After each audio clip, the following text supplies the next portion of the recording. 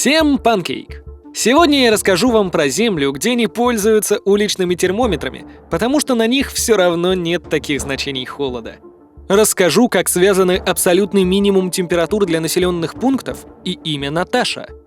Как забить гвоздь бананом и, главное, как люди живут, учатся и готовят еду в минус 60. Да-да, речь сегодня пойдет про жителей Якутии. А в конце я поведаю вам об уникальной находке из Якутии, которой не может похвастаться весь остальной мир. И это не алмазы. Погнали! Что мы знаем о Якутии? Это самый большой субъект Российской Федерации. Да что уж там, если обратить внимание на площадь республики Саха, то вдруг окажется, что она почти такая же большая, как Индия. Индия, которая в списке самых больших стран идет на 7-м месте. Неплохо, да? Больше половины года здесь лежит снег, а зима длится с октября по апрель.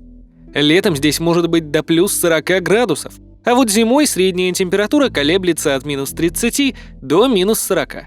Но кого интересует среднее значение, когда именно здесь, в Якутии, за рекорд по самой низкой температуре в населенных пунктах, Антарктиду не рассматриваем, борются два города – Оймекон и Верхоянск. Несмотря на небольшую разницу в 0,1 градуса, споры идут ожесточенные.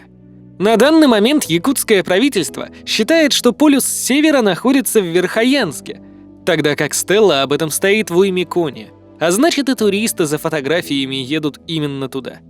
В любом случае, думаю, вы поняли, в Якутии очень холодно. Очень. А люди там продолжают жить. И сейчас я вам расскажу подробнее, как они это делают.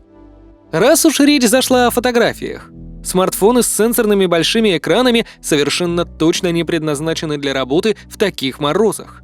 Зачастую у вас будет всего пара секунд, чтобы сделать фото, прежде чем смартфон умрет от холода прямо у вас на руках. А как же автомобили, спросите вы? Ведь даже в минус 20 бывает сложно завести по утрам железного коня. Все просто. Те, у кого есть утепленный гараж, забирают аккумуляторы с собой в дом. Некоторые покупают механизмы с таймерами, которые каждый час запускают двигатель автомобиля на 15-20 минут. Встречается даже такой способ борьбы с замерзанием авто – не глушить мотор с осени, пока весной не станет более-менее тепло.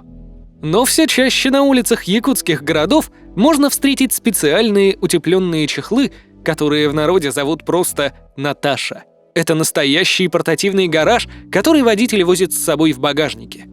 В него, как в теплое одеяло, закутывается машина, что помогает ей не замерзнуть за ночь. Комплектации бывают разные. С ушками под боковые зеркала, удлиненные, чтобы лучше защитить машину снизу, с резиновой трубкой для выхлопной трубы. Внутри такого одеяла может быть что угодно, от синтепона до бамбукового волокна и мембранной ткани или аналогов пуха. От чего и зависит стоимость.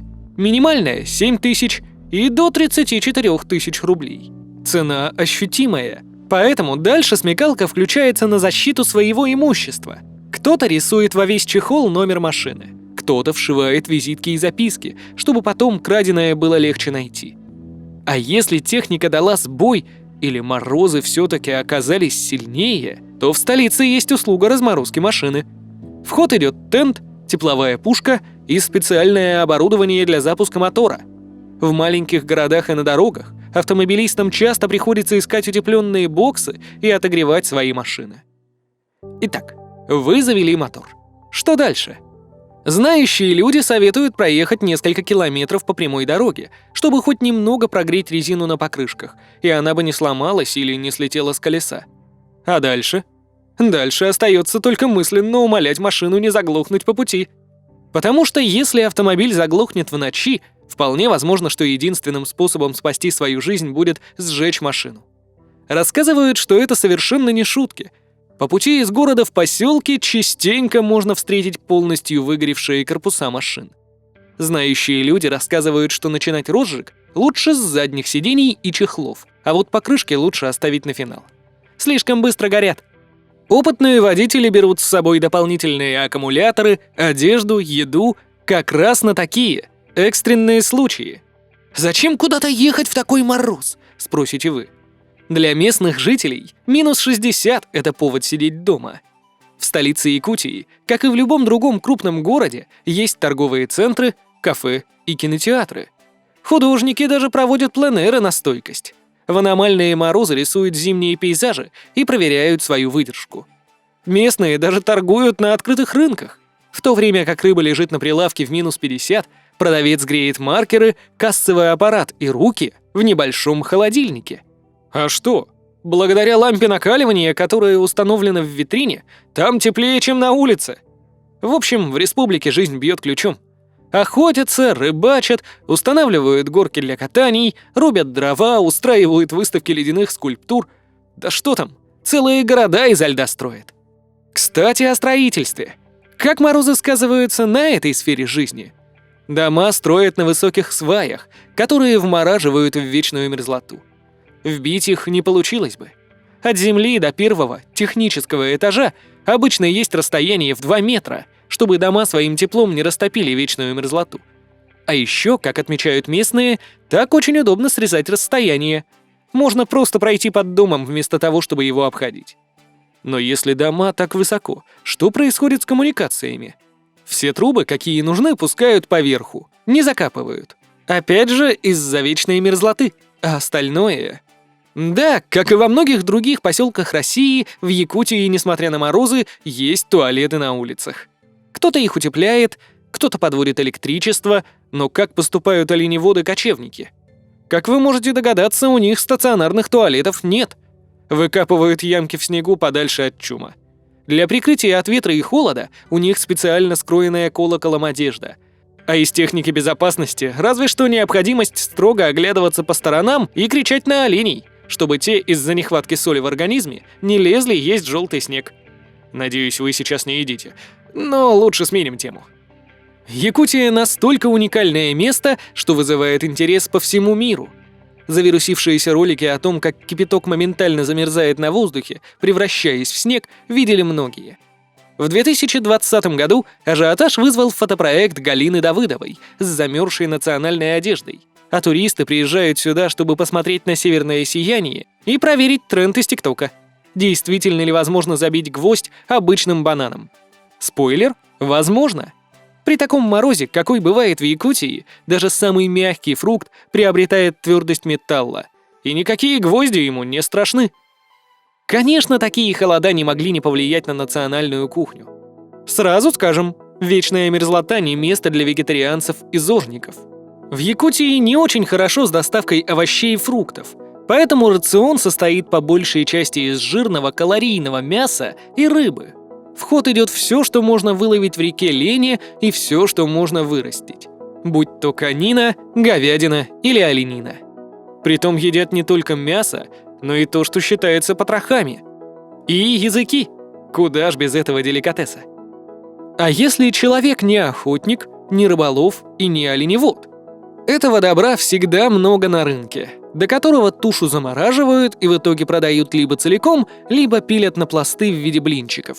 Эта услуга на рынках Якутии очень популярна. Даже есть распиловщики, готовые приехать на дом. И если вы задумались, сколько же холодильников нужно, чтобы сохранить целую тушу мяса, пусть и нарезанную, то не беспокойтесь. Мясо зимой часто хранят на балконах и верандах. А что? Внезапных потеплений среди января здесь не бывает. Если вам интересно узнать еще больше про Якутию, вы можете посмотреть другой наш ролик на канале. Итак, вернемся к национальным рецептам. Самое популярное якутское блюдо – строганина. Чаще всего его делают так. Замораживают только что выловленную рыбу, а что дальше? А, собственно, все. Для подачи на стол ее строгают на тонкие кусочки, которые нужно макать в смесь соли и перца. Съесть такое блюдо надо, пока кусочки не растают. Еще строганину делают из конины, но такой вариант блюда пользуется меньшим вниманием. В общем, не удивляйтесь, если в якутском ресторанчике вам принесут замороженной еды. Так и надо.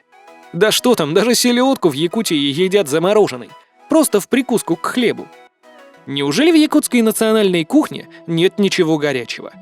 Есть, конечно. Например, вареная конина считается очень полезной, а из говяжьей и конской крови делают нежнейшую кровяную колбасу. И настоящим деликатесом карась, фаршированный рисом с икрой. Когда зима длится 9 месяцев, надо уметь запасаться продуктами. И, как вы понимаете, заморозка не единственный способ. Также якуты занимаются квашением. Блюдо из квашеных рыбьих голов называется вилливыт, из квашеного оленьего мяса – вилкитын, а квашеные ласты моржа или тюленя – вильегыт. Запить это все можно якутским кумысом. Напиток из кобыльего молока, которое сохраняют от порчи с помощью брожения. Да-да, это алкогольный напиток, если вы понимаете, о чем я. И никуда без десерта. Хотели бы попробовать что-то, что на вид как безе, а на вкус как мороженое? Добро пожаловать в Якутию. Кёрчих, а это именно он, делают из парного коровьего молока. Ничего специфичного. Но что я все о еде да о еде? Ее же еще добыть надо. Поговорим о подледной рыбалке. В озерах Якутии столько рыбы, что для борьбы с перенаселением ее отлов сетями даже приветствуется местными властями. Интересный факт. Рыба для строганины должна быть живой на момент вылова. В сетях она часто засыпает, и после этого для строганины не годится. Даже больше. Подать строганину из такой заснувшей в сетях рыбы считается оскорблением. Итак, чем занимаются рыбаки первым делом? Вы думали, сразу делают проруби и ставят сети? А вот и нет. Для начала они ставят печку и растапливают на ней снег. Чай отлично подходит для обогрева. И только потом приступают к непосредственной установке сетей. Что тот еще трудоемкий процесс, с которым в одиночку не справиться.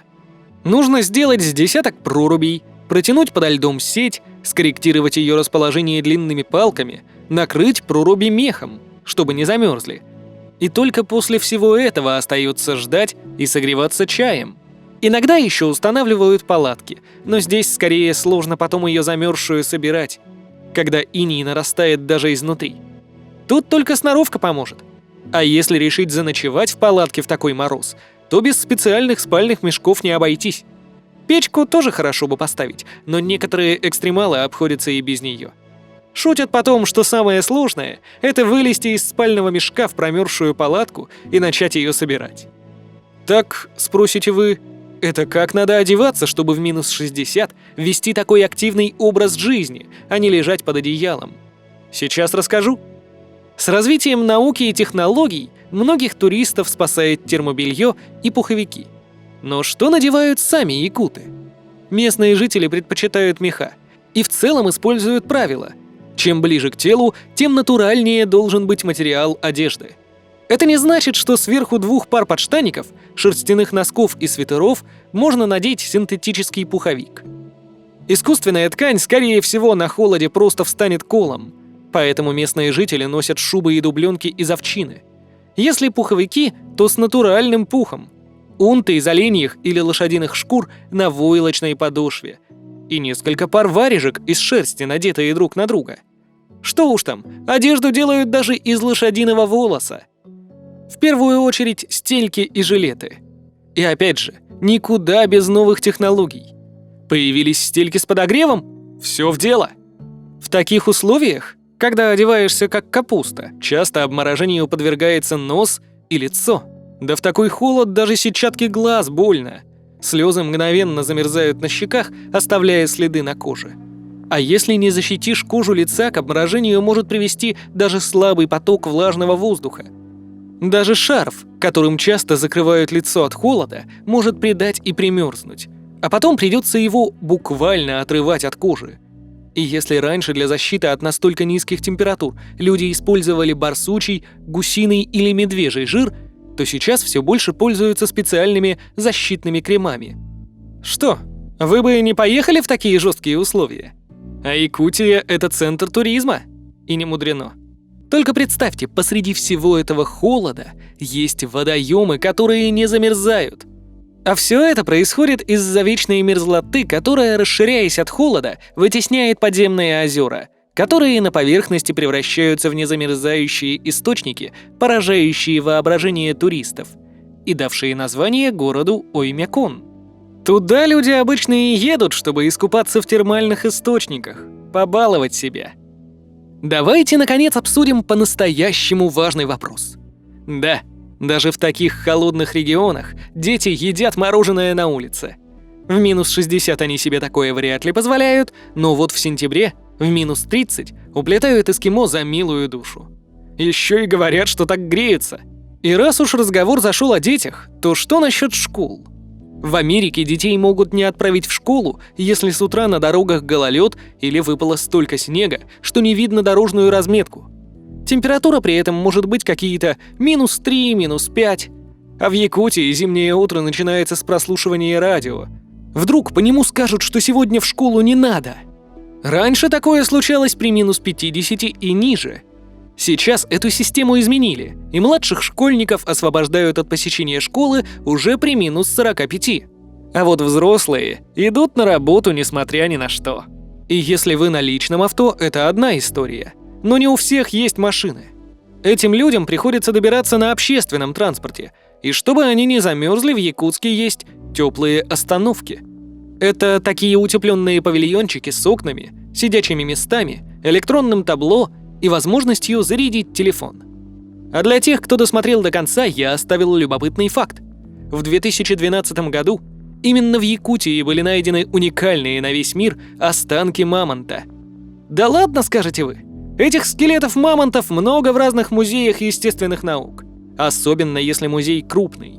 На самом деле, уникальность якутской находки в том, что здесь останки мамонта были найдены с сохранившимися мягкими тканями и с сохранившейся цепочкой ДНК, что позволило ученым помечтать о создании клона настоящего мамонта. Попытки длятся до сих пор, но кто знает. Может быть, когда-нибудь мы станем свидетелями появления в зоопарке настоящего мамонта, хоть и из пробирки. Друзья, у вас есть возможность попасть в команду Pancake.